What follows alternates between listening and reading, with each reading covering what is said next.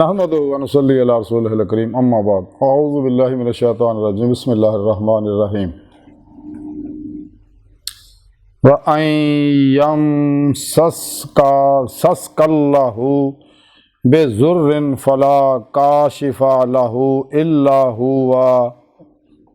إِلَّا هُوَ أَن يَمْسَسْكَ بِخَيْرٍ فَهُوَ عَلَى كُلِّ شَيْءٍ قَدِيرٌ صدق اللہ مولانا العظیم و صدق رسولہ النبی الکریم لا الہ الا اللہ محمد رسول اللہ قرۃ عینی بک یا رسول اللہ صلی اللہ علیہ وآلہ وسلم الصلاۃ والسلام علیک یا سیدی یا رسول اللہ وعلی آلک وصحابک یا سیدی یا حبیب اللہ۔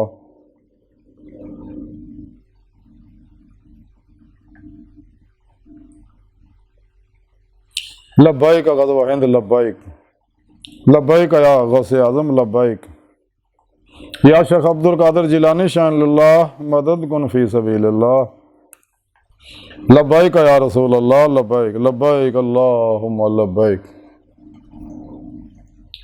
اول تو لے کے اب تک اللہ سونے دی بے حد حمد و ثنا اللہ دے پیارے حبیب تے بے شمار درود و سلام تو بعد اللہ سونے دے حبیب صلی اللہ علیہ وآلہ وسلم دے وسیلہ جمیلہ نا اللہ سونے دی عظیم و شان بلند بار کا دل دی گہرائیاں جو دعا ہے کہ اللہ سونے سچ کہن سچ سنن سچ تے عمل کرنا اور اپنے سچے پیغام قرآن و سنت فقہ تصوف نو دنیا دے ہر انسان تک پہنچاؤن انہیں دی روح دے مطابق قلباً عمل کرنے والا بندہ بنائے، تمام شیطانی قوتاں دے غلیظ منصوبے ناکام فرمائے۔ قابل صد احترام معزز سامعین، آج دے درس تصوف دے اندر اللہ رب العزت دی قادریت دا ذکر کریں گے۔ قرآن کریم دی سورہ انعام دی 17ویں آیا پاک جڑی مینوں تلاوت کرنا تہاڈوں سنن دا شرف حاصل ہویا، اس آیا پاک دے اندر سونے رب نے فرمایا کہ اگر تہانوں اللہ سونے طرفوں کوئی تکلیف پہنچائے تے تو او دے سوا تے اینوں او دے سوا کوئی بھی دور کرنے والا نہیں ہے گا، اور اگر تہانوں کوئی بھلائی پہنچائے تے وہ ہر چیز تے قادر ہے۔ اللہ رب العزت نے اس آیت پاک دے اندر یہ پروگرام دسیا کہ اگر تہانوں کوئی تکلیف پہنچے کسی بھی طرح دے اندروں یا باہروں تے اس تکلیف نو سوائے اللہ تو کوئی دور نہیں کر سکتا۔ کیوں کہ ڈاکٹراں کو دوا ہے، اللہ والیاں کو دعا ہے، شفا اللہ سونے کو ہے، شافی مطلق اللہ دی پاک ذات ہے۔ تو سونے رب نے فرمایا کہ اگر تہانوں کوئی تکلیف پہنچے تو انہوں دور کرنے والا میرے سوا رب سونا فرماؤں کوئی نہیں ہے گا۔ دوسری گل جڑی دسی اس ہے پاک جو اے کہ اگر تہانوں کوئی بھلائی پہنچے نفع پہنچے تہاڈا نقصان دا دور کرنے والا میرے سوا رب کہندا ہور کوئی نہیں، اللہ سونا فرماؤں۔ لیکن اگر تہانوں کوئی بھلائی پہنچے نفع پہنچے خیر پہنچے شفا پہنچے تو اللہ سونا فرماؤں کہ میں ہر چیز دے قادر ہے، وہ شفا تہانوں میں ہی دتی ہے، نفع تہانوں میں ہی پہنچایا۔ ہن تکلیفاں انسان نو اندروں کداں ہوندیاں تے باہروں کداں ہوندیاں؟ اندروں تکلیفاں انسان نو او ہوندیاں چونکہ سونے رب نے انسان نو اینیاں نعمتاں دتیاں، ساری کائنات جیڑی ہے سونے رب نے اے دے اندر ہر موجود چیز نو سونے رب نے انساناں واسطے بنایا تے اور انسان نو سونے رب نے اپنے دائمی دیدار واسطے بنایا۔ قرآن و سنت دے اندر دا ذکر موجود ہے، تمام سچے اللہ والے یہ دسدے گئے نے، دس رہے نے، دسدے رہن گے۔ وہ طریقہ بھی قرآن پاک سونے رب نے دسیا ہوا۔ اندروں وہ نال انسان نو اینیاں نعمتاں دتیاں، خود سورہ رحمان سونے رب نے بار بار یہ گل دہرائی ہے کہ فَبِأَيِّ آلَاءِ رَبِّكُمَا تُكَذِّبَانِ، تسی کیڑیاں نعمتاں جٹلاؤ گے، تہاڈے تے میں اینیاں نعمتاں دتیاں تہانوں۔ حقیقت یہ ہے کہ اگر انسان اللہ رب العزت دی ایک نعمت دا بھی شکر ادا نہیں کر سکتے، وہ نسلاں بھی لگیاں رہن تابت اللہ دی نعمت دا شکر نہیں ادا کر سکتے، اینیاں نعمتاں۔ مثال ایک آنکھ ہی اللہ لے لوے، نظر ہی کھولوے، ਇੱਕ ਚੀਜ਼ ਅੰਦਾਜ਼ਾ ਕਰ ਲਓ ਤੇ ਫਿਰ ਇਨਸਾਨ ਦੀ ਜ਼ਿੰਦਗੀ ਕਿੱਦਾਂ ਦੀ ਹੈ। ਇਨਸਾਨ ਦੀ ਬਾਂਹ ਹੀ ਤੋੜ ਦੇਵੇ ਅੱਲਾਹ ਪਾਕ, ਲੂਲਾ ਹੋ ਗਿਆ, ਲੱਤ ਤੋੜ ਦੇਵੇ, ਲੰਗੜਾ ਹੋ ਗਿਆ, ਕਿਸੇ ਬਿਮਾਰੀ 'ਚ ਅੰਦਰੋਂ ਮੁਬਤਲਾ ਹੋ ਜਾ, ਅਲਾ ਹਾਜ਼ਰ ਕਿਆਸ। ਇਸੇ ਤਰ੍ਹਾਂ ਜਿਸਮਾਨੀ ਰੂਹਾਨੀ ਮਾਮਲਾਤ ਜਿੰਨੇ ਵੀ ਨੇ ਸਾਰੇ ਅੱਲਾਹ ਦੇ ਬੜੇ ਇਨਾਮਾਤ ਆ। ਇਨਸਾਨ ਨੂੰ ਚਾਹੀਦਾ ਸੋਹਣੇ ਰੱਬ ਦਾ ਸ਼ੁਕਰ ਅਦਾ ਕਰਦਾ ਰਹੇ। ਔਰ ਸ਼ੁਕਰਗੁਜ਼ਾਰੀ ਦੇ ਉੱਤੇ ਅੱਜ ਦੀ ਸਾਇੰਸ ਨੇ ਲੱਖਾਂ ਹੀ ਕਿਤਾਬਾਂ ਲਿਖੀਆਂ ਹੋਈਆਂ ਹੁਣ ਕਿ ਸ਼ੁਕਰਗੁਜ਼ਾਰੀ ਦੇ ਕਿੰਨੇ ਫਾਇਦੇ ਨੇ। ਤੇ ਰੱਬ ਸੋਹਣੇ ਇਸੇ ਵਾਸਤੇ ਕੁਰਾਨ 'ਚ ਦੱਸਿਆ ਕਿ ਮੇਰਾ ਜ਼ਿਕਰ ਕਰੋ, ਮੈਂ ਤੁਹਾਡਾ ਜ਼ਿਕਰ ਕਰਾਂਗਾ, ਸ਼ੁਕਰ ਕਰੋ ਮੈਂ ਤੁਹਾਨੂੰ ਹੋਰ ਦੇਵਾਂਗਾ, ਵਧਾ ਦਿਆਂਗਾ ਤੁਹਾਡਾ। ਨਾ ਸ਼ੁਕਰੀ ਨਾ ਕਰਿਓ, ਰੱਬ ਸੋਹਣਾ ਫਰਮਾਉਂਦਾ, ਨਾ ਸ਼ੁਕਰੀ ਕਰੋਗੇ ਤੇ ਮਾਰ ਖਾ ਜਾਓਗੇ। ਤੇ ਸੋਹਣੇ ਰੱਬ ਨੇ ਫਰਮਾਇਆ ਕਿ ਦੂਸਰੀ ਗੱਲ ਜਿਹੜੀ ਮੈਂ ਅੱਗੇ ਅਰਜ਼ ਕੀਤਾ ਵੀ ਉਹ 'ਚ 3 ਨਿਯਮਤਾਂ ਬੜੀਆਂ ਅਹਿਮ ਦਿੱਤੀਆਂ ਬੰਦਿਆਂ ਨੂੰ ਅੱਲਾ ਨੇ। ਇੱਕ ਤਾਂ ਇਹ ਹੈ ਕਿ ਸੋਹਣੇ ਰੱਬ ਨੇ ਇਨਸਾਨ ਨੂੰ ਸੋਚਣ ਦੀ ਸਲਾਹੀਅਤ ਦਿੱਤੀ ਹੈ। ਕਿਤਨਾ ਬੜਾ ਇਨਾਮ ਹੈ ਕਿ ਪੋਜ਼ਿਟਿਵ ਸੋਚੇ, ਨੈਗੇਟਿਵ ਸੋਚੇ। ਜਿੰਨਾ ਇਨਸਾਨਾਂ ਤੋਂ ਇਲਾਵਾ 18,000 ਕਿਸਮ ਦੀ ਮਖਲੂਕਾਤ ਅੱਲਾ ਰਬੁਲ ਇੱਜ਼ਤ ਦੀ ਇਹਨਾਂ ਫਜ਼ਾਵਾਂ ਦੇ ਅੰਦਰ, ਸਮੁੰਦਰਾਂ ਅੰਦਰ, ਕੁਰਾਰ ਦੇ ਉੱਤੇ, ਇਹਨਾਂ ਸਿਆਰਿਆਂ ਤੇ, ਨਿਜ਼ਾਮੇ ਸ਼ਮਸੀਆਂ ਤੇ, ਸਿਤਾਰਿਆਂ ਉੱਤੇ, ਇਹਨਾਂ ਕਹਿਕਸ਼ਾਵਾਂ ਦੇ ਵਿੱਚ ਅੱਲਾ ਦੀ ਏਡੀ ਮਖਲੂਕ ਹੈ ਕਿ ਅੱਲਾ ਪਾਕ ਦਾ ਫਰਮਾਂਦਾ ਤੁਸੀਂ ਗਿਣ ਹੀ ਨਹੀਂ ਸਕਦੇ। ਆ ਸਾਡੇ ਇਰਦ ਗਿਰਦ ਹੀ ਐਸੇ ਵਾਇਰਸ ਆ, ਬੈਕਟੀਰੀਆ ਆ, ਜਰਾਸੀਮ ਹੈ ਇੰਨੇ ਕਿ ਇਨਸਾਨ ਗਿਣ ਹੀ ਨਹੀਂ ਸਕਦਾ। ਤੇ ਦੂਸਰੀ ਇਨਸਾਨ ਨੂੰ ਰੱਬ ਨੇ ਨਿਹਮਤ ਬੜੀ ਖਾਸ ਦਿੱਤੀ ਹੈ, ਉਹ ਦਿੱਤੀ ਆ ਇਰਾਦੇ ਦੀ ਕਿ ਇਨਸਾਨ ਜੋ ਚਾਹੇ ਇਰਾਦਾ ਕਰ ਸਕਦਾ। ਤੀਸਰੀ ਨਿਹਮਤ ਰੱਬ ਨੇ ਬੜੀ ਦਿੱਤੀ ਹੈ ਇਖਤਿਆਰ ਦੀ ਕਿ ਆਪਣੀ ਮਰਜ਼ੀ ਨਾਲ ਜੋ ਚਾਹੇ ਰਸਤਾ ਅਪਣਾ। ਕੁਰਾਨ 'ਚ ਸੁਣੇ ਰੱਬ ਨੇ ਦੱਸਿਆ ਲਾ ਇਕਰਾਹ ਫਿੱਦੀਨ, ਤੁਹਾਡੇ ਨਾਲ ਕੋਈ ਧੱਕੇਸ਼ਾਹੀ ਨਹੀਂ, ਦਿਲ ਮੰਨਦਾ ਅੱਲਾ ਰਾਹ ਚਾਹੋ, ਨਹੀਂ ਦਿਲ ਮੰਨਦਾ ਨਾ ਆਓ। ਆਓਗੇ ਤੇ ਆ ਨਫਾ ਆ, ਨਹੀਂ ਆਓਗੇ ਤੇ ਆ ਨੁਕਸਾਨਾਤ ਹੈ। ਉਹ ਖੋਲ ਕੇ ਰੱਬ ਨੇ ਪ੍ਰੋਗਰਾਮ ਦਿੱਤਾ। ਅੱਜ ਦੀ ਸਾਇੰਸ ਨੇ ਵੀ ਤਸਲੀਮ ਕਰ ਲਿਆ, ਔਰ ਅੱਜ ਦੀ ਸਾਇੰਸ ਨੇ ਇਸ ਗੱਲ ਨੂੰ ਤਸਲੀਮ ਕਰ ਲਿਆ। ਬਾਅਦ ਸਾਇੰਸਦਾਨ ਦੱਸਦੇ ਕਿ 80% ਬਿਮਾਰੀਆਂ ਇਨਸਾਨ ਦੀਆਂ ਸਿਰਫ ਮਨਫੀ ਸੋਚਾਂ ਦੀ ਵਜ੍ਹਾ ਨਾਲ ਪੈਦਾ ਹੁੰਦੀਆਂ ਨੇ। ਅਗਰ ਇਨਸਾਨ ਆਪਣੀਆਂ ਸੋਚਾਂ ਨੂੰ ਮਸਬਤ ਕਰ ਲਵੇ ਤੇ 80% ਬਿਮਾਰੀਆਂ ਵੈਸੇ ਹੀ ਠੀਕ ਹੋ ਸਕਦੀਆਂ ਬਗੈਰ ਮੈਡੀਸਨ ਤੋਂ, ਬਗੈਰ ਕਿਸੇ ਦਵਾਈ ਤੋਂ। ਬਾਅਦ ਸਾਇੰਸਦਾਨ ਕਹਿੰਦੇ ਕਿ 95% ਬਿਮਾਰੀਆਂ ਜਿਹੜੀਆਂ ਨੇ, ਇੱਕ ਨਈ ਰਿਸਰਚ ਆਈ ਹੈ, ਇੱਕ ਸਾਇੰਸਦਾਨ ਇੱਕ ਡਾਕਟਰ ਆਂਦੇ ਆ ਕਿ 95% ਬਿਮਾਰੀਆਂ ਜਿਹੜੀਆਂ ਇਹਦੀ ਵਜ੍ਹਾ ਨਾਲ ਹੀ ਹੈ, ਤੇ 5% ਜਿਹੜੀਆਂ ਬਿਮਾਰੀਆਂ ਨੇ ਉਹ ਇਨਸਾਨ ਦੀਆਂ ਮੌਰੂਸੀ ਨੇ ਨਸਲ ਜੋ ਆਉਂਦੀਆਂ ਨੇ ਮਾਂ ਬਾਪ ਦੀ ਤਰਫੋਂ। ਕਿਉਂਕਿ ਹਰ ਸੈੱਲ ਦੇ ਅੰਦਰ, ਇਨਸਾਨ ਦੇ ਜਿਸਮ ਦੇ ਹਰ ਸੈੱਲ ਦੇ ਅੰਦਰ DNA ਹੈ, ਹਰ ਖਲੀਏ ਅੰਦਰ, ਔਰ DNA ਵਿੱਚ ਸਭ ਕੁਝ ਮੌਜੂਦ ਹੈ। ਉਹਦੇ 'ਚ ਅੱਧਾ ਹਿੱਸਾ ਮਾਂ ਦਾ ਹੁੰਦਾ, ਅੱਧਾ ਬਾਪ ਦਾ ਹੁੰਦਾ। ਇਸੇ ਵਾਸਤੇ ਮੇਰੇ ਪਿਆਰੇ ਨਬੀ ਨੇ ਫਰਮਾਇਆ ਕਿ ਕਦੇ ਕਿਸੇ ਦੀ ਖੂਬਸੂਰਤੀ ਦੇਖ ਕੇ ਸ਼ਾਦੀ ਨਾ ਕਰੋ, ਕਿਸੇ ਦਾ ਮਾਲ ਦੇਖ ਕੇ ਸ਼ਾਦੀ ਨਾ ਕਰੋ, ਨਸਬ ਦੇਖ ਕੇ ਸ਼ਾਦੀ ਨਾ ਕਰੋ। ਇਹ ਦੇਖੋ ਕਿ ਉਹ ਦੀਨ ਤੇ ਕੁਰਾਨ ਔਰ ਸੁन्नत ਤੇ ਅਮਲ ਕਰ ਰਿਹਾ ਕਿ ਨਹੀਂ, ਤਾਂ ਕਿ ਤੁਹਾਡੀ ਅੱਗੇ ਨਸਲ ਬਦਲ ਜਾਏਗੀ। ਲੇਕਿਨ ਬੰਦਾ ਬਸ਼ਰਾ, ਜ਼ਿੰਦਗੀ 'ਚ ਗਲਤੀਆਂ ਬੰਦੇ ਕੋ ਹੋ ਜਾਂਦੀਆਂ। ਬਹਰਹਾਲ ਮੇਰੀ ਜਿਹੜੀ ਆਪਣੀ ਰਿਸਰਚ ਉਹ ਤਹਿਕੀਕ ਆ ਉਹ ਇਹ ਹੈ, ਜਿਹੜੀ ਮੈਂ ਐਲੋਪੈਥੀ 'ਚ ਅਕਸਰ ਦੱਸਦਾ ਰਹਿਣਾ ਕਿ 75% ਬਿਮਾਰੀਆਂ ਜਿਹੜੀਆਂ ਨੇ ਨਾ ਉਹ ਇਨਸਾਨ ਦੀ ਮਨਫੀ ਸੋਚਾਂ ਨਾਲ ਹੈ, ਔਰ 5% ਜਿਹੜੀਆਂ ਬਿਮਾਰੀਆਂ ਇਨਸਾਨ ਦੇ ਅੰਦਰ ਹੈ ਉਹ ਮੌਰੂਸੀ ਹੈ, ਨਸਲੀ ਮਾਂ ਬਾਪ ਤਰਫੋਂ ਆਉਂਦੀਆਂ। ਇਹ ਹੋ ਗਿਆ 80%। ਬਾਕੀ 19% ਬਿਮਾਰੀਆਂ ਜਿਹੜੀਆਂ ਨੇ ਉਹ ਇਨਸਾਨ ਦੀ ਬਦਪਰਹੇਜ਼ੀਆਂ ਨਾ, ਖਿਲਾਫੇ ਫਿਤਰਤ ਜ਼ਿੰਦਗੀ ਗੁਜ਼ਾਰਨ ਨਾ, ਲਜ਼ਾਤ व ਸ਼ਹਿਵਾਤ ਦੇ ਪਾਸੇ ਜਾਣ ਨਾ, ਔਰ ਮਨਫੀ ਮਾਹੌਲ ਨਾ, ਆਲੂਦਾ ਮਾਹੌਲ ਨਾ, ਗਲਤ ਸੋਬਤਾਂ ਨਾਲ ਇਹ ਬਿਮਾਰੀਆਂ ਉਹਦੇ ਨਾਲ ਪੈਦਾ ਹੁੰਦੀਆਂ।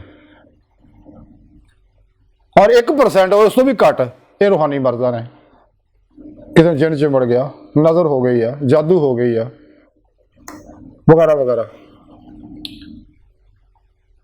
ਔਰ ਜਿੰਨੀਆਂ ਵੀ ਇਨਸਾਨ ਨੂੰ ਜਿਸਮਾਨੀ, ਰੂਹਾਨੀ, ਨਫਸਿਆਤੀ ਬਿਮਾਰੀਆਂ ਉਹ ਇਹ ਨੇ ਸਾਰੀਆਂ।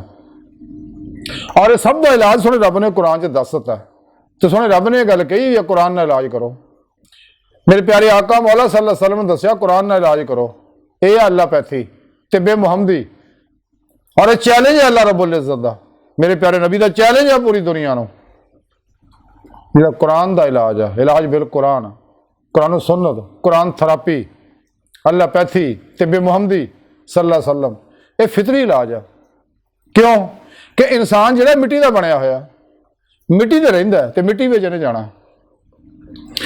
ਇਹਦੇ ਖਾਣਾ ਪੀਣਾ, ਫਲ ਸਬਜ਼ੀਆਂ, ਮੇਵਾਜਾਤ, ਮਿਨਰਲ, ਪਾਣੀ और दीगर नमक वगैरह हर शय ऐसे मिट्टी च रखी है।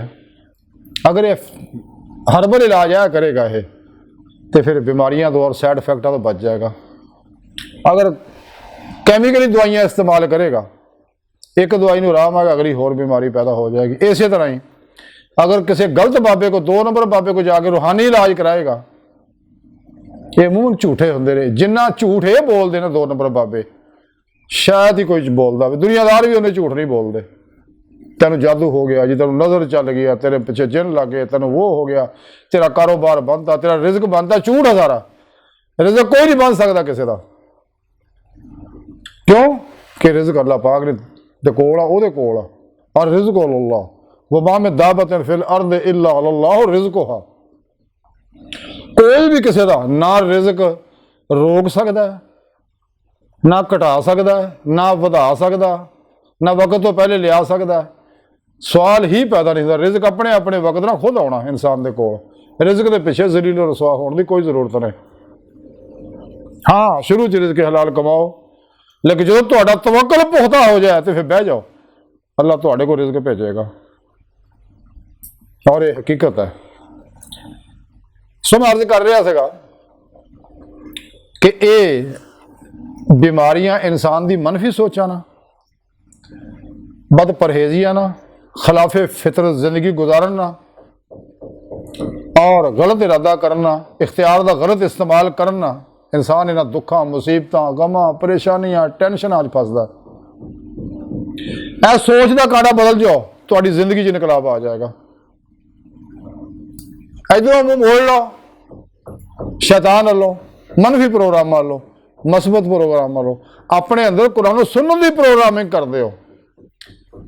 ਕਿਉਂਕਿ ਮੁਸਲਮਾਨ ਈਮਾਨ ਲਿਆਉਣ ਤੋਂ ਬਾਅਦ ਜ਼ਿੰਮੇਦਾਰੀ ਉਹ 'ਤੇ ਆਇਦ ਹੋ ਜਾਂਦੀ ਕਿ ਦੀਨ 'ਚ ਪੂਰਾ ਪੂਰਾ ਦਾਖਲ ਹੋ। ਆਪਣੇ ਸਬਕੌਨਸ਼ੀਅਸ ਅਨਕੌਨਸ਼ੀਅਸ ਮਾਈਂਡ ਦੇ ਅੰਦਰ ਕੁਰਾਨ ਦੀ ਪ੍ਰੋਗਰਾਮਿੰਗ ਕਰ, ਕੁਰਾਨੀ ਪ੍ਰੋਗਰਾਮ ਨੂੰ ਇੰਸਟਾਲ ਕਰ, ਕੁਰਾਨੀ ਪ੍ਰੋਗਰਾਮ ਆਪਣੇ ਅੰਦਰ ਫੀਡ ਕਰ, ਤੇ ਫਿਰ ਕੀ ਹੋਏਗਾ? ਅੰਦਰੋਂ ਸਾਰੀਆਂ ਨੈਗੇਟਿਵ ਐਨਰਜੀਆਂ ਅੰਦਰੋਂ ਜਲ ਜਾਣਗੀਆਂ। ਅੱਜ ਦੀ ਸਾਇੰਸ ਨੇ ਤਸਲੀਮ ਕਰ ਲਿਆ ਇਸ ਗੱਲ ਨੂੰ। ਅੰਦਰ ਸਾਰਾ ਨੂਰਾਨੀ ਹੋ ਜੂ, ਕਿਉਂਕਿ ਮਨਫੀ ਐਨਰਜੀਆਂ ਨਾਲ ਚੂੰਕਿ ਇਨਸਾਨ ਦੇ ਜਿਸਮ 'ਚ 70% ਪਾਣੀ ਹੈ। ਇਸ ਕੁਰਰਾ ਅਰਜ਼ ਦੇ ਉੱਤੇ ਵੀ 70% ਪਾਣੀ ਹੈ, ਤੇ ਪਾਣੀ ਇਨਸਾਨ ਦੀ ਅਹਿਮ ਜ਼ਰੂਰਤ ਆ, ਕਾਇਨਾਤ ਦੀ ਜ਼ਰੂਰਤ ਆ। ਅੱਲਾਹ ਸੁਣਾ ਅੱਜ ਪਾਣੀ ਬੰਦ ਕਰ ਦੇ, ਦੁਨੀਆ ਖਤਮ ਹੋ ਜਾ। ਔਰ ਪਾਣੀ ਦੇ ਬਾਰੇ ਕੁਰਾਨ ਪਾਕ ਦੱਸੇ, ਕੁਰਾਨ ਸੁਨਨਤ 'ਚ ਦੱਸਿਆ, ਅੱਲਾਹ ਵਾਲਿਆਂ ਦੱਸਿਆ ਕਿ ਪਾਣੀ ਜਿਹੜਾ ਅਮਾਨਤਦਾਰ ਹੈ, ਪਾਣੀ ਦੇ ਅੰਦਰ ਯਾਦਦਾਸ਼ਤ ਹੈ, ਪਾਣੀ ਦੇ ਅੰਦਰ ਮੈਮਰੀ ਹੈ, ਖਰਾਬ ਹੋ ਇੰਜਜ਼ਾਬ ਦੀ ਸਲਾਹੀਅਤ ਹੈ ਇਹਦੇ ਅੰਦਰ। ਅਗਰ ਇਨਸਾਨ ਜਦੋਂ ਮਨਫੀ ਸੋਚਦਾ ਔਰ 17 ਸੈਕਿੰਡ ਆਪਣੀ ਸੋਚ ਦੀ, ਕਿਉਂਕਿ ਕਮੋ ਬੇਸ਼ 70,000 ਖਿਆਲਾਤ 24 ਘੰਟੇ 'ਚ ਹਰ ਇਨਸਾਨ ਨੂੰ ਆਉਂਦੇ ਨੇ, ਆਉਂਦੇ ਆ ਜਾਂਦੇ, ਆਉਂਦੇ ਆ ਜਾਂਦੇ ਆ। ਲੇਕਿਨ ਮੇਰੇ ਰੱਬ ਨੇ ਐਡੀ ਮਿਹਰਬਾਨੀ ਕੀਤੀ ਹੋਈ ਹੈ ਇਨਸਾਨ ਦੇ ਉੱਤੇ ਕਿ ਕੌਨਸ਼ੀਅਸ ਮਾਈਂਡ ਦੇ ਥੱਲੇ ਸਬ ਕੌਨਸ਼ੀਅਸ ਅਨਕੌਨਸ਼ੀਅਸ ਮਾਈਂਡ ਦੇ ਦਰਮਿਆਨ ਮੇਰੇ ਅੱਲਾ ਨੇ ਐਸੀਆਂ ਚੌਂਕੀਦਾਰ ਲਹਿਰਾਂ ਬਿਠਾਤੀਆਂ ਜਿਹੜੀਆਂ ਸੋਚਾਂ ਨੂੰ ਅੰਦਰ ਨਹੀਂ ਉਤਰਨ ਦਿੰਦੀਆਂ। ਲੇਕਿਨ ਜਦੋਂ ਅੰਦਰੋਂ ਇਨਸਾਨ ਕਿਸੇ ਸੋਚ ਤੇ ਮੁਤਵੱਜੋ ਹੋ ਜਾ, ਸਿਰਫ 17 ਸੈਕਿੰਡ, ਅੱਜ ਦੀ ਸਾਇੰਸ ਨੇ ਸਾਬਤ ਕਰਤਾ ਇਸ ਗੱਲ ਨੂੰ ਕਿ ਸੋਚ ਉਹਦੇ ਅੰਦਰ ਫੀਡ ਹੋ ਜਾਂਦੀ ਹੈ, ਇੰਸਟਾਲ ਹੋ ਜਾਂਦੀ ਹੈ, ਪ੍ਰੋਗਰਾਮਿੰਗ ਹੋ ਜਾਂਦੀ ਅੰਦਰੋਂ। ਤੇ ਜਿੰਨੀਆਂ ਮਨਫੀ ਨੈਗੇਟਿਵ ਸੋਚਾਂ ਨੇ ਤੇ ਇਹਦੇ ਵਿੱਚੋਂ ਫੁੱਟਣ ਵਾਲੇ ਜਿਹੜੇ ਲਹਿਰਾਂ ਨੇ ਬੜੀਆਂ ਜ਼ਹਿਰੀਲੀਆਂ ਨੇ। ਔਰ ਇਨਸਾਨ ਦੇ 70% ਪਾਣੀ ਦੇ ਅੰਦਰ ਜਿਹੜੇ ਮੌਜੂਦ ਕ੍ਰਿਸਟਲ ਨੇ ਉਹ ਜ਼ਖਮੀ ਹੋ ਜਾਂਦੇ ਆ, ਟੁੱਟ ਫੁੱਟ ਜਾਂਦੇ ਆ, ਬਿਮਾਰ ਹੋ ਜਾਂਦੇ ਆ, ਜਿਹਦੇ ਨਾਲ ਅੱਗੇ ਇਨਸਾਨ ਨੂੰ ਬਿਮਾਰੀਆਂ ਸ਼ੁਰੂ ਹੋ ਜਾਂਦੀਆਂ, ਜਿਸਮਾਨੀ ਵੀ, ਨਫਸਿਆਤੀ ਵੀ, ਰੂਹਾਨੀ ਵੀ। ਚੂँकि ਸਾਰੀਆਂ ਬਿਮਾਰੀਆਂ ਇੱਕ ਦੂਜੇ 'ਤੇ ਅਸਰਅੰਦਾਜ਼ ਹੁੰਦੀਆਂ, ਜਿਸਮਾਨੀ, ਰੂਹਾਨੀ, ਨਫਸਿਆਤੀ ਵੀ। ਅੱਜ ਦੇ ਦੌਰ 'ਚ ਜਾਪਾਨ ਦੇ ਬਹੁਤ ਬੜੇ ਸਾਇੰਸਦਾਨ ਡਾਕਟਰ ਮਿਸਾਰੋ ਇਮੋਟੋ, ਉਹਨਾਂ ਨੇ ਇਹ ਡਾਕਟਰ ਮਿਸਾਰੋ ਇਮੋਟੋ ਦੇ ਹਵਾਲਾ ਦੂਜੇ ਵੀ ਦਿੰਦੇ ਆ ਕਾਫਰ ਲੋਕ, ਲੇਕਿਨ ਉਹਦੇ ਮੁਸਲਮਾਨ ਹੋਣ ਦਾ ਜ਼ਿਕਰ ਨਹੀਂ ਕਰਦੇ। ਕੁਰਾਨੀ ਆਇਤ ਦਾ ਪਾਣੀ ਦੇ ਅਸਰ ਦਾ ਜ਼ਿਕਰ ਨਹੀਂ ਕਰਦੇ, ਆਵੇ ਜ਼ਮਜ਼ਮ ਦਾ ਜ਼ਿਕਰ ਨਹੀਂ ਕਰਦੇ। ਇਹ ਜਿੰਨੇ ਵੀ ਕਾਫਰ ਨੇ, ਸਾਡੇ ਅੰਦਰ ਜਿਹੜੇ ਮੁਨਾਫਿਕ ਅਕਸਰ, ਬਾਕੀ ਡਾਕਟਰ ਮਿਸਾਰੋ ਮੋਟੋ ਦੱਸਣਗੇ ਵੀ ਇਹ ਸਾਇੰਸੀ ਤਹਿਕੀਕ ਆ, ਉਹਦੇ ਬੇਸ਼ੁਮਾਰ ਸਾਇੰਸਦਾਨ ਅੱਜ ਵੀ ਮੌਜੂਦ ਨੇ, ਉਹ ਕੰਮ ਕਰ ਰਹੇ। ਡਾਕਟਰ ਮਿਸਾਰੋ ਮੋਟੋ ਦਾ ਹੁਣ ਥੋੜਾ ਅਰਸਾ ਹੋ ਗਿਆ, ਵਿਚਾਰਾ ਫੌਤ ਹੋ ਗਿਆ। ਇਹ ਜਾਪਾਨ ਦਾ ਬਹੁਤ ਬੜਾ ਡਾਕਟਰ ਸੀਗਾ, ਇਹਨੇ ਆਪਣੀ ਜ਼ਿੰਦਗੀ ਪਾਣੀ ਦੀ ਤਹਿਕੀਕ ਤੇ ਵਕਫ ਕਰਤੀ ਸੀਗੀ। ਉਹਦੀਆਂ ਕਿਤਾਬਾਂ ਅੱਜ ਵੀ ਮੌਜੂਦ ਆ, ਨੈਟ ਤੇ ਵੀ ਹੈਗੀਆਂ ਨੇ, ਮਾਰਕੀਟ 'ਚ ਵੀ ਹੈਗੀਆਂ ਨੇ, ਪੜ੍ਹਨੀਆਂ ਚਾਹੀਦੀਆਂ। ਮੈਂ ਸਭ ਨੂੰ ਦਾਵਤ ਦਿੰਦਾ, ਪੜ੍ਹੋ ਡਾਕਟਰ ਮਿਸਾਰੋ ਮੋਟੋ ਨੂੰ, ਤਾਂ ਕਿ ਤੁਹਾਨੂੰ ਮੇਰੇ ਰੱਬ ਦੇ ਪ੍ਰੋਗਰਾਮਾਂ ਦਾ ਸਮਝ ਆਵੇ, ਸਿਰਫ ਇੱਕ ਨਿਮਤ ਦੇ ਬਾਰੇ, ਬਾਕੀ ਤਾਂ ਕਹਿਣਾ ਹੀ ਕੀ ਆ, ਸੁਭਾਨ ਅੱਲਾ। ਤੇ ਡਾਕਟਰ ਮਿਸਾਰੋ ਮੋਟੋ ਨੇ ਜਦੋਂ ਤਹਿਕੀਕ ਕਰਨ ਤੋਂ ਬਾਅਦ ਉਹ ਇਸ ਨਤੀਜੇ ਤੇ ਪਹੁੰਚਿਆ ਕਿ ਜਿਹੜੇ ਇਨਸਾਨ ਨੂੰ ਬਿਮਾਰੀਆਂ ਪੈਦਾ ਹੁੰਦੀਆਂ, ਇਹ ਕ੍ਰਿਸਟਲ ਟੁੱਟਣ ਫੁੱਟਣ ਨਾਲ ਹੀ ਹੁੰਦੀਆਂ, ਜ਼ਖਮੀ ਹੋਣ ਨਾਲ ਹੁੰਦੀਆਂ ਨੇ। ਇਹਦੇ ਜੋ ਫੁੱਟਣ ਵਾਲੀਆਂ ਜਿਹੜੇ ਐਨਰਜੀਆਂ ਨੇ, ਜ਼ੁਲਮਾਤੀ ਵੇਵਜ਼ ਹੈ, ਸ਼ੁਆਵਾਂ ਆ, ਲਹਿਰਾਂ ਨੇ, ਇਹ ਇਨਸਾਨ ਨੂੰ ਬਿਮਾਰ ਕਰਦੀਆਂ ਨੇ। ਪਾਣੀ ਦੇ ਕ੍ਰਿਸਟਲ ਜਿਹੜੇ ਸਿਹਤਮੰਦ ਕਰਦੇ ਹੋ, ਨੂਰਾਨੀ ਕਰਦੇ ਹੋ ਇਨਸਾਨ ਨੂੰ, ਬਗੈਰ ਕਿਸੇ ਦਵਾ ਤੋਂ ਪਾਣੀ ਨਾਲ ਹੀ ਬਿਮਾਰੀਆਂ ਨੂੰ ਇਲਾਜ ਹੋ ਜਾਏਗਾ, ਜਿਵੇਂ ਮੈਂ ਅਕਸਰ ਦੱਸਦਾ ਰਹਿੰਦਾ ਐਲੋਪੈਥੀ 'ਚ। ਹਾਂਜੀ, ਬਹਰਹਾਲ ਉਹਨੇ ਦੇਖਿਆ ਕਿ ਪਾਣੀ ਦੇ ਜਦੋਂ ਦਮ ਕੀਤਾ ਜਾਂਦਾ, ਪੜ੍ਹ ਕੇ ਕੁਰਾਨ ਦੇ ਕੋਲ ਪੜ੍ਹਿਆ ਜਾਂਦਾ ਤੇ ਕੁਰਾਨ ਦੇ ਆਹ ਅਸਰ ਹੁੰਦਾ। ਜਾ ਕੇ ਲੈਬੋਰਟਰੀ ਚੈੱਕ ਕਰਾ ਲਓ, ਆਮ ਪਾਣੀ ਲੈ ਕੇ ਚੈੱਕ ਕਰਾ ਲਓ, ਆਮ ਪਾਣੀ ਲੈ, ਦੋ ਹਿੱਸੇ ਰੱਖ ਲਓ, ਇੱਕ ਹਿੱਸਾ ਪਾਣੀ ਲਹਿਦਾ ਰੱਖ ਲਓ, ਇੱਕ ਲਹਿਦਾ ਰੱਖ ਲਓ। ਇਸ ਪਾਣੀ ਨੂੰ ਕੁਰਾਨ ਦੇ ਨੇੜੇ ਰੱਖ ਦਿਓ ਜਾਂ ਤੇ ਪੜ੍ਹ ਕੇ ਕੋਈ ਦਮ ਕਰ ਦਿਓ ਪਾਣੀ ਦੇ ਉੱਤੇ, ਤੇ ਦੋਵੇਂ ਪਾਣੀ ਜਾ ਕੇ ਲੈਬੋਰਟਰੀ ਚੈੱਕ ਕਰਾ ਲਓ, ਤੁਹਾਨੂੰ ਪਤਾ ਲੱਗ ਜਾਏਗਾ ਕੀ ਫਰਕ ਹੈ। ਉਹ ਕਹਿੰਦਾ ਮੈਂ ਇਸ ਵਾਸਤੇ ਤਹਿਕੀਕ ਕੀਤੀ ਵੀ ਜਿਹੜੇ ਬਜ਼ੁਰਗ ਦਮ ਕਰ ਦਿੰਦੇ ਆ, ਇਹ ਦਮ 'ਚ ਕੀ ਅਸਰ ਹੈ, ਐਸੀ ਕਿਹੜੀ ਸ਼ੈ ਆ। ਜਦੋਂ ਉਹਨੇ ਤਹਿਕੀਕ ਕੀਤੀ ਤੇ ਪਤਾ ਲੱਗਿਆ ਜਦੋਂ ਬਜ਼ੁਰਗ ਕੁਰਾਨ ਪੜ੍ਹ ਕੇ ਦਮ ਕਰਦੇ ਨੇ ਜਾਂ ਮਸਨੂਨ ਦੁਆਵਾਂ ਪੜ੍ਹ ਕੇ ਦਮ ਕਰਦੇ ਨੇ, ਉਹ ਅਨਵਾਰ ਉਹਦੇ ਜਿਸਮ ਦਾ ਪਾਣੀ ਐਕਸੈਪਟ ਕਰ ਲੈਂਦਾ, ਔਰ ਉਹਦੇ ਨਾਲ ਅੰਦਰ ਦੇ ਜ਼ਖਮ ਜਿਹੜੇ ਕ੍ਰਿਸਟਲ ਨੇ ਟੁੱਟੇ ਜ਼ਖਮੀ, ਉਹ ਸਹੀ ਹੋਣਾ ਸ਼ੁਰੂ ਹੋ ਜਾਂਦੇ ਨੇ, ਬੰਦਾ ਸਿਹਤਮੰਦ ਹੋ ਜਾਂਦਾ। ਤੁਸੀਂ ਦੇਖ ਲਓ ਮਿਸਾਲ, ਅਗਰ ਘਰ ਦੇ ਅੰਦਰ ਕੋਈ ਔਰਤ ਹੈ, ਬੀਵੀ, ਖਾਨਾਦਾਰ ਔਰਤ, ਅਗਰ ਉਹ ਚਿੜਚਿੜੀ ਹੋਵੇ, ਕੁਰਾਨ ਸੁਣਨ ਦੇ ਅਮਲ ਨਾ ਕਰਦੀ ਹੋਵੇ, ਝੂਠ ਬੋਲਦੀ ਹੋਵੇ, ਲੜਾਈ ਝਗੜੇ ਫਿਤਨੇ ਫਸਾਦ ਕਰਦੀ ਹੋਵੇ, ਦਗੇ, ਹਰ ਵੇਲੇ ਆਪ ਵੀ ਪਰੇਸ਼ਾਨ, ਦੂਜਿਆਂ ਨੂੰ ਪਰੇਸ਼ਾਨ ਕੀਤੀ ਰੱਖੇ, ਤੇ ਉਹ ਔਰਤ ਜਦੋਂ ਖਾਣੇ ਪਕਾਊਗੀ, ਆਟਾ ਗੁੰਨੂਗੀ, ਚਾਹ ਪਕਾਊਗੀ, ਲੱਸੀ ਬਣਾਊਗੀ, ਉਹਦੇ ਅੰਦਰੋਂ ਫੁੱਟਣ ਵਾਲੀਆਂ ਐਨਰਜੀਆਂ ਉਹਦੇ ਵਿੱਚ ਚਲੇ ਜਾਣਗੀਆਂ। ਘਰ ਦੇ ਜੀ ਖਾਣਗੇ ਤੇ ਘਰ 'ਚ ਲੜਾਈ ਝਗੜੇ ਫਿਤਨੇ ਫਸਾਦ ਤੂੰ ਮੈਂ ਸ਼ੁਰੂ ਹੋ ਜਾਏਗਾ। ਅਗਰ ਉਹੀ ਨੇਕ ਔਰਤ ਕਰੇ ਕੰਮ, ਜਿਹਦੇ ਅੰਦਰ ਪੋਜ਼ਿਟਿਵ ਐਨਰਜੀਆਂ ਨੇ, ਨੂਰੀ ਐਨਰਜੀਆਂ ਨੇ, ਜਦੋਂ ਉਹ ਆਟਾ ਗੁੰਨੇਗੀ, ਖਾਣਾ ਪਕਾਏਗੀ ਵਗੈਰਾ ਵਗੈਰਾ, ਤੇ ਉਹ ਖਾਣੇ ਵਿੱਚ ਬਰਕਤ ਪੈਦਾ ਹੋ ਜਾਏਗੀ, ਸ਼ਿਫਾਯਾਬ ਹੋ ਜਾਏਗਾ ਖਾਣਾ, ਤੇ ਘਰ ਦੇ ਅੰਦਰੋਂ ਜਿਸਮ ਨੂੰ ਨਿਕਲਣ ਵਾਲੀਆਂ ਐਨਰਜੀਆਂ ਵੀ ਘਰ 'ਚ ਫੈਲਣਗੀਆਂ ਨੂਰੀ, ਉਹਦੀ ਵਜ੍ਹਾ ਨਾਲ ਘਰ ਦੀ ਫਜ਼ਾ ਜਿਹੜੀ ਆ ਨੂਰਾਨੀ ਹੋ ਜਾਏਗੀ, ਸ਼ੈਤਾਨੀ ਕੁਵਤਾਂ ਉੱਥੇ ਨਹੀਂ ਆਉਣਗੀਆਂ। ਕਿਉਂ ਕਿ ਖਾਣ ਵਾਲੀ ਚੀਜ਼ ਤੇ ਗੁੜ ਦੇ ਉੱਤੇ ਹੀ ਮੱਖੀਆਂ ਹੁੰਦੀਆਂ। ਇਸੇ ਵਾਸਤੇ ਐਸੇ ਘਰਾਂ ਦੇ ਵਿੱਚ ਮੁਮਨ ਜੰਨਾਤ, ਇੱਲ ਬਲਾਵਾਂ, ਸ਼ੈਤਾਨੀ ਮਖਲੂਕ ਅਕਸਰ ਆਉਂਦੀ ਜਾਂਦੀ ਰਹਿੰਦੀ ਹੈ, ਉਹਨਾਂ ਘਰਾਂ 'ਚ ਕੰਮ ਨੂੰ ਮਜ਼ੀਦ ਵਧਾਉਂਦੀ ਹੈ। ਤੇ ਸੋਹਣੇ ਰੱਬ ਨੇ ਇਸੇ ਵਾਸਤੇ ਦੱਸਿਆ ਕਿ ਜਿਹੜੀ ਤਕਲੀਫ ਹੈ ਤਾਂ ਤੁਸੀਂ ਲਿਆਉਂਦੇ ਆਪ ਅੰਦਰੋਂ ਬਾਹਰ। ਬਹੁਤ ਤਸ਼ਰੀਹ ਤਲਬ ਟਾਈਮ ਥੋੜਾ, ਮੈਨੂੰ ਕੈਮਰਾਮੈਨ ਵੀ ਕਹਿਣ ਡਈ ਟਾਈਮ ਥੋੜਾ ਰਹਿ ਗਿਆ।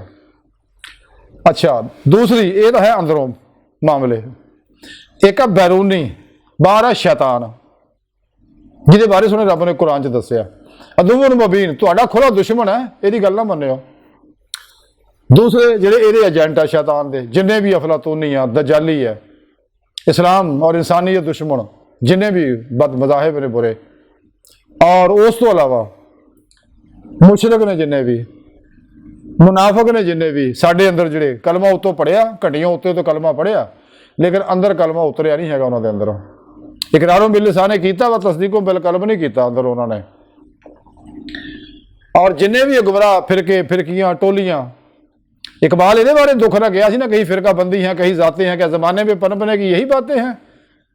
कुरान तो मना किया इन्होंने गलों तो, बता से भी हबल जमीयों वाला तफर्रकू, ये फिरके ना बनाओ। एक ये लोग है, दूजे 2 नंबर गैर शरा बाबे ने, तीसरे जो नाम नहाद शैतानी एजेंट इस्लामी रूहानी स्कॉलर ने, और उस तो इलावा जो इन्हों के मनन वाले ने, और ये जड़े फिक्री हमले करते बंदियां उत्ते अपने पिछे ला लेंदे ने, और लोगों को लालच दिंदे ने, ते लालची लोग इन्हां पिछे लग जाते हैं। ये लोग ये जिहड़े गंदे अफकार और नज़रियात है, जिन्ने तसव्वुरात है, ये जो इंसान के अंदर आउंदे आ ते इहदे नाल जिहड़ियां नैगेटिव एनर्जियां पैदा होंदियां, उहदे नाल फिर बीमारियां शुरू हो जांदियां। ਪਰੇਸ਼ਾਨੀਆਂ, ਟੈਨਸ਼ਨਾਂ, ਤਕਲੀਫਾਂ ਜਿਹਦਾ ਜ਼ਿਕਰ ਅੱਲਾਹ ਨੇ ਕੁਰਾਨ 'ਚ ਫਰਮਾਇਆ। ਹੁਣ ਅਗਲੀ ਗੱਲ ਰੱਬ ਸੋਹਣੇ ਫਿਰ ਕੁਰਾਨ 'ਚ ਦੱਸ ਵੀ ਦਿੱਤੀ ਵੀ ਅਗਰ ਕਿਤੇ ਅੰਦਰੂਨੀ ਬੈਰੂਨੀ ਨੈਗੇਟਿਵ ਮਨਫੀ ਜ਼ੁਲਮਾਤੀ ਐਨਰਜੀਆਂ ਦੀ ਵਜ੍ਹਾ ਨਾਲ ਤੁਹਾਨੂੰ ਤਕਲੀਫਾਂ ਆ ਵੀ ਜਾਣ, ਦੁੱਖ ਮੁਸੀਬਤਾਂ ਪਰੇਸ਼ਾਨੀਆਂ ਆ ਵੀ ਜਾਣ, ਘਬਰਾਉਣਾ ਨਹੀਂ ਹੈ। ਕਿਉਂ? ਮੇਰੇ ਕੁਰਾਨ ਮਹੁਵਾ ਸ਼ਿਫਾ व रहमतुल लिल मोमिनीन। ਰੱਬ ਨੇ ਦੱਸ ਦਿੱਤਾ ਮੈਂ ਇਸ ਕੁਰਾਨ ਨੂੰ ਤੁਹਾਡੇ ਵਾਸਤੇ ਸ਼ਿਫਾ ਬਣਾਤਾ, ਤਾਂ ਫਾਇਦਾ ਹਾਸਲ ਕਰੋ, ਇਹਦੇ ਪ੍ਰੋਗਰਾਮ ਤੇ ਅਮਲ ਕਰੋ। ਇਨਸ਼ਾਅੱਲਾ ਇਹਨੂੰ ਆਪਣੇ ਅੰਦਰ ਕੁਰਾਨ ਦੀ ਪ੍ਰੋਗਰਾਮਿੰਗ ਕਰ ਦਿਓ ਆਪਣੇ ਅੰਦਰ, ਤੇ ਇਨਸ਼ਾਅੱਲਾ ਇਹ ਬਿਮਾਰੀਆਂ ਅੰਦਰੋਂ ਚਾਹੇ ਪੈਦਾ ਹੋਈਆਂ ਚਾਹੇ ਬਾਹਰੋਂ ਪੈਦਾ ਹੋਈਆਂ, ਤਕਲੀਫਾਂ ਦੁੱਖ ਅੰਦਰੋਂ ਆਏ ਚਾਹੇ ਬਾਹਰੋਂ ਆਏ, ਇਨਸ਼ਾਅੱਲਾ ਸਭ ਦਰੁਸਤ ਹੋ ਜਾਣਗੇ। ਦੂਸਰਾ ਪ੍ਰੋਗਰਾਮ ਥੋੜੇ ਰੱਬ ਨੇ ਇਹੀ ਦੱਸਿਆ, ਜਿਹੜਾ ਤੁਹਾਨੂੰ ਖੈਰ ਮਿਲੇਗਾ ਉਹ ਮੇਰੀ ਤਰਫੋਂ ਮਿਲੇਗਾ। ਕਿਉਂ? ਕਿ ਮੈਂ ਕਾਦਰ ਹਾਂ, ਇੰਨਾ ਅੱਲਾਹ ਕੁੱਲ ਸ਼ਾਨ ਕਦੀਰ, ਮੈਂ ਹਰ ਚੀਜ਼ ਤੇ ਕਾਦਰ ਹਾਂ, ਮੈਂ ਜੋ ਚਾਹਾਂ ਕਰ ਸਕਣਾ। ਕਿਸੇ ਨੂੰ ਕੀ ਤਕਲੀਫ ਆ? ਮੈਂ ਜਿਹਨੂੰ ਚਾਹਾਂ ਆਪਣਾ ਦੀਦਾਰ ਕਰਾ ਦਿਆਂ, ਜਿਹਨੂੰ ਚਾਹਾਂ ਮੈਂ ਸ਼ਫਾ ਦੇਵਾਂ, ਜਿਹਨੂੰ ਚਾਹਾਂ ਮੈਂ ਅਮੀਰ ਕਰ ਦਿਆਂ, ਜਿਹਨੂੰ ਮੈਂ ਚਾਹਾਂ ਇੱਜ਼ਤ ਦੇਵਾਂ। ਵਾ ਤੁਇੱਜ਼ੁ ਮਨ ਤਸ਼ਾਅ ਵਾ ਤੁਜ਼ਿੱਲੁ ਮਨ ਤਸ਼ਾਅ। ਤੇ ਅੱਲਾਹ ਪਾਕ ਫਰਮਾਉਂਦਾ ਮੈਂ ਹਰ ਚੀਜ਼ ਦੇ ਕਾਦਰ ਹਾਂ। ਬੰਦਿਆ ਅਗਰ ਭੁਲੇਖਾ ਦੇ ਨਾਲ ਤੂੰ ਫਸ ਵੀ ਗਿਆ ਗਲਤ ਪਾਸੇ, ਆ ਜਾ ਮੇਰੇ ਹਜ਼ੂਰ ਝੁਕ ਜਾ, ਤੌਬਾ ਕਰ ਲਾ, ਸੁਲ੍ਹਾ ਕਰ ਲਾ, ਸੱਚੀ ਤੌਬਾ ਕਰੀ, ਤੌਬਾ ਤਾਂ ਨਸੂ, ਤੇ ਮੈਂ ਤੇਰੇ ਵਾਸਤੇ ਰਹਿਮਤ ਦਾ ਬੂਹਾ ਖੋਲ ਦਿਆਂਗਾ, ਤੈਨੂੰ ਆਪਣੇ ਬੰਦੇ ਨੇੜੇ ਕਰ ਦਿਆਂਗਾ, ਤੈਨੂੰ ਉਹਨਾਂ ਦੇ ਰਾਹੀਂ ਤੈਨੂੰ ਕਨੈਕਸ਼ਨ ਤੇਰੇ ਅੰਦਰ ਸਿਮ ਫਿੱਟ ਕਰ ਦੇਣਗੇ, ਤੇਰਾ ਤਾਲੁਕ ਸ਼ੈਤਾਨੀ ਨੈਟਵਰਕ ਨਾਲ ਟੁੱਟ ਕੇ ਰਹਿਮਾਨੀ ਨੈਟਵਰਕ ਨਾਲ ਹੋ ਜਾਏਗਾ, ਤੇ ਅਗਲੀ ਜ਼ਿੰਦਗੀ ਤੇਰੀ ਦੁਨੀਆ ਦੀ ਵੀ ਚੰਗੀ, ਕਬਰ ਦੀ ਵੀ ਚੰਗੀ, ਅਗਲੇ ਜਹਾਨ ਦੀ ਵੀ ਚੰਗੀ। ਅੱਜ ਦੀ ਸਾਰੀ ਗੁਫ਼ਤਗੂ ਦਾ ਖੁਲਾਸਾ ਮੁਖਤਸਰ ਇਹ ਹੈ ਕਿ ਸਾਨੂੰ ਚਾਹੀਦਾ ਕਿ ਜੇ ਅੱਛਾ ਇੱਕ ਗੱਲ ਇਹ ਹੈ ਕਿ ਅੱਲਾਹ ਪਾਕ ਕਿਸੇ ਨੂੰ ਦੁੱਖ ਨਹੀਂ ਦਿੰਦੇ, ਅੱਲਾਹ ਸੋਹਣਾ ਕਿਸੇ ਨੂੰ ਬਿਮਾਰ ਨਹੀਂ ਕਰਦੇ, ਇਨਸਾਨੀ ਅਮਾਲ ਦੇ ਨਤਾਇਜ ਕੱਢਦੇ ਆ। ਅਕਸਰ ਤਾਂ ਅੱਲਾਹ ਰੱਬੁਲ ਇੱਜ਼ਤ ਦਾ ਮਾਫ ਕਰ ਦਰਗੁਜ਼ਰ ਕਰਦਾ ਕਰਦਾ ਰਹਿੰਦਾ ਜਦੋਂ ਹਟਦਾ ਹੀ ਨਹੀਂ ਉਸ ਕੰਮ ਤੋਂ, ਫਿਰ ਅੱਲਾਹ ਉਹਦਾ ਨਤੀਜਾ ਕੱਢ ਦਿੰਦੇ ਨੇ। ਤੇ ਜੇ ਇਨਸਾਨ ਸ਼ੈਤਾਨੀ ਕੁਵਤਾਂ ਨੂੰ ਕੁੱਲੀ ਤੌਰ ਤੇ ਐਕਸੈਪਟ ਕਰ ਲੈਂਦਾ ਆਪਣੇ ਸਬਕੌਨਸ਼ੀਅਸ ਅਨਕੌਨਸ਼ੀਅਸ ਮਾਈਂਡ ਦੇ ਅੰਦਰ, ਔਰ ਫਿਰ ਉਹ ਵਾਪਸੀ ਦਾ ਇਰਾਦਾ ਵੀ ਛੱਡ ਦਿੰਦਾ, ਤੇ ਫਿਰ ਅੱਲਾਹ ਰੱਬੁਲ ਇੱਜ਼ਤ ਉੱਤੇ ਮੋਹਰ ਲਾ ਦਿੰਦੇ ਨੇ ਉਹਦੇ ਦਿਲ ਤੇ, ਕੰਨਾਂ ਤੇ, ਅੱਖਾਂ ਤੇ। ਖਤਮ ਅੱਲਾਹ ਅਲਾ ਕਲੂਬਿਹਿਮ ਵਾਲਾ ਸਮਿ ਵਾਲਾ ਅਬਸਾਰਮ ਗਿਸ਼ਾਵਤੁਮ ਵਲਹੁਮ ਅਜ਼ਾਬੁਨ ਅਜ਼ੀਮ। ਤੇਰੇ ਪੁੱਤ ਤੇਰੇ ਵਾਸਤੇ ਐਸਾ ਸ਼ਦੀਦ ਅਜ਼ਾਬ ਹੋਏਗਾ ਨਾ, ਤੈਨੂੰ ਨਾਨੀ ਯਾਦ ਆ ਜਾਏਗੀ।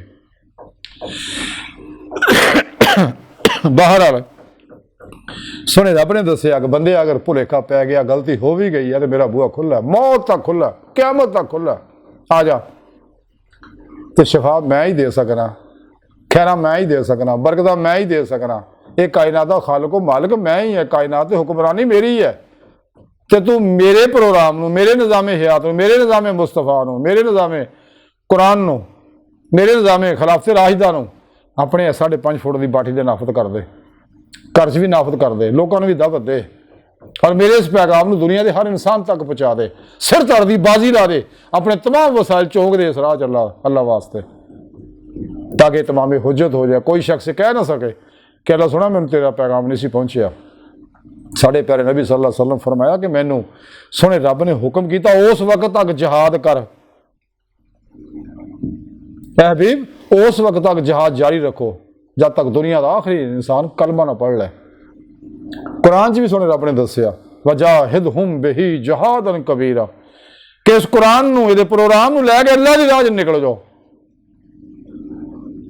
ਔਰ ਜਹਾਦ ਕਬੀਰ ਕਰੋ, ਫਤਹ ਤੁਹਾਡੀ ਹੋਊਗੀ।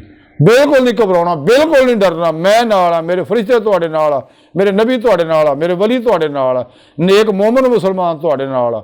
ਸ਼ੈਤਾਨੀ ਕੁਵਤਾਂ ਦੇ ਖਿਲਾਫ ਸੀਸਾ ਪਲਾਈ ਦੀਵਾਰ ਬਣਾ ਕੇ ਖੜੇ ਹੋ ਜਾਓ ਤੇ ਕੁਰਾਨ ਨੂੰ ਲੈ ਕੇ ਨਿਕਲੋ। ਵਜਾਹਿਦਹੁਮ ਬਿਹੀ ਜਹਾਦਨ ਕਬੀਰਾ, ਬਿਲਕੁਲ ਡਰਨ ਦੀ ਲੋੜ ਨਹੀਂ, ਫਤਹ ਤੁਹਾਨੂੰ ਮਿਲੇਗੀ, ਸ਼ਿਕਸਤ ਇਹਨਾਂ ਦੀ ਮੁਕੱਦਰ ਹੈ। ਬਾਹਰ ਸੋਹਣੇ ਰੱਬ ਨੇ ਫਰਮਾਇਆ ਕਿ ਬੰਦਿਆ ਦੁਨੀਆ ਦੇ ਹਰ ਮਾਮਲੇ ਮੇਰੀ ਤਰਫ ਰਜੂ ਕਰਿਆ ਕਰ, ਰਾਤਾਂ 'ਚ ਤਨਹਾਈਆਂ 'ਚ ਮੇਰੇ ਕੇ ਰੋਇਆ ਕਰ, ਤੇ ਮੈਂ ਇਨਸ਼ਾਅੱਲਾ ਤੇਰੀ ਮਦਦ ਕਰਾਂਗਾ ਇਸ ਦੁਨੀਆ ਵਿੱਚ ਵੀ, ਮੌਤ ਵੇਲੇ ਵੀ, ਕਬਰ 'ਚ ਵੀ, ਤੇ ਅਗਲੇ ਜਹਾਨ ਵੀ, ਔਰ ਤੇਰੇ ਮੈਂ ਆਪਣਾ ਦਾਇਮੀ ਦੀਦਾਰ ਵੀ ਕਰਾਵਾਂਗਾ ਜੇ ਤੂੰ ਮੇਰੇ ਪ੍ਰੋਗਰਾਮ ਦੇ ਮੁਤਾਬਕ ਆਏਗਾ, ਚੱਲੇਗਾ। ਅੱਲਾਹ ਸੋਹਣ ਦੀ ਬਾਰਗਾਹ ਦਿਲ ਦੀ ਗਹਿਰਾਈਆਂ ਦੁਆ ਕਿ ਅੱਲਾਹ ਸੋਹਣਾ ਅਸਤਾ ਬੜੇ ਹਕੀਰ ਹੈ, ਪੁਰਤਕਸੀਰ ਹੈ, ਮਾੜੇ ਹੈ, ਕਮਜ਼ੋਰ ਹੈ, ਕਮ ਇਲਮ ਹੈ, ਆਜਜ਼ ਹੈ, ਮਸਕੀਨ ਹੈ, ਬੇਸਹਾਰਾ ਇਨਸਾਨ ਆ, ਸਵਾਏ ਪੀਰੋ ਪੇਸ਼ਵਾ ਦੇ ਤੇਰੇ ਪਿਆਰੇ ਹਬੀਬ ਸੱਲੱਲਾਹੁ ਅਲੈहि ਵਸੱਲਮ ਦੇ, ਤੇਰੀ ਸੋਹਣੀ ਪਾਕ ਜ਼ਾਤ ਦੇ ਸਾਡਾ ਕੋਈ ਸਹਾਰਾ ਨਹੀਂ। ਗੁਜ਼ਰਿਆ ਮਾਜ਼ੀ ਤਾਂ ਆਉਣਾ ਕੋਈ ਨਹੀਂ, ਗੁਜ਼ਰਿਆ ਵਕਤ ਤਾਂ ਵਾਪਸ ਆਉਣਾ ਕੋਈ ਨਹੀਂ, ਆਉਣ ਵਾਲਾ ਦਾ ਇਤਬਾਰ ਕੋਈ ਨਹੀਂ। ਲਮਾ ਹਾਜ਼ਰ ਸਾਨੂੰ ਮੌਜੂਦ ਹੈ। ਇਸ ਲਮਾ ਹਾਜ਼ਰ ਦੇ ਵਿੱਚ ਸਾਨੂੰ ਆਪਣੇ ਪ੍ਰੋਗਰਾਮ 'ਤੇ ਅਮਲ ਕਰਨ ਵਾਲਾ ਬੰਦਾ ਬਣਾਏ। ਸਾਡੀਆਂ ਖਤਾ ਗੁਨਾਹ ਗਲਤੀਆਂ ਲਕਸ਼ਾਂ ਮਾफ़ ਫਰਮਾਏ। ਕੁਰਾਨ ਇਸਲਾਮ ਨੂੰ ਗਲਬਾ ਤਾ ਫਰਮਾਏ। इस्लाम दुश्मन कुव्वतां दे गलीज़ मनसूबे नाकाम फरमाए। अल्लाह बस बाकी सब हवस वमा अलैना इल्लल बलाग।